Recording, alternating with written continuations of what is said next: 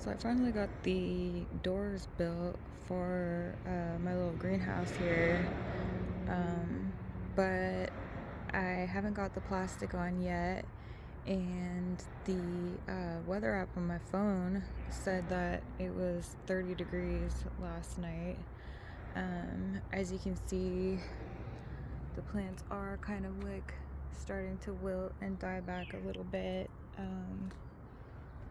It's not too bad yet. I'm gonna get the plastic on here probably tomorrow or the next day. So that, might keep them another week or so. So I might get a couple more tomatoes out of here before everything dies. But anyways, I wanted to show you guys today how I am overwintering my pepper plants. There's a few in here that look like they're doing pretty well.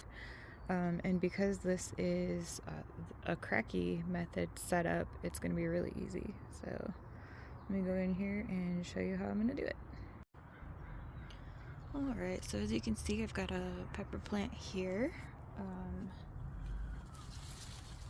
It's got a couple of little peppers still growing on it. And basically, all that I have to do is pop this little plug out.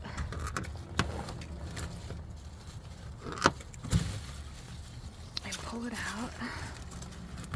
All the roots out. Which might be a little bit difficult. Oh, that one came out really easy. And hopefully I didn't break the plant. I might have broken it, but roots will grow in, so it should be alright. So there you go.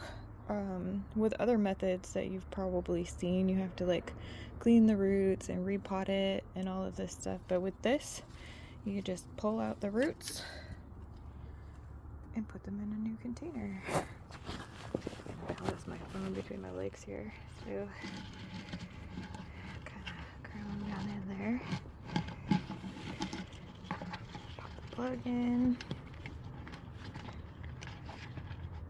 and then for this, I can't afford to like buy fancy lids and cut them and all this stuff, so I just use a cardboard lid, but it's got a little flap on it there so that it can water. I have to mix up the nutrients still, but then you just want to like cover the clear areas with some kind of fabric or something so that the water down here won't like grow any algae or anything like that. And you can bring this inside and put it under grow lights,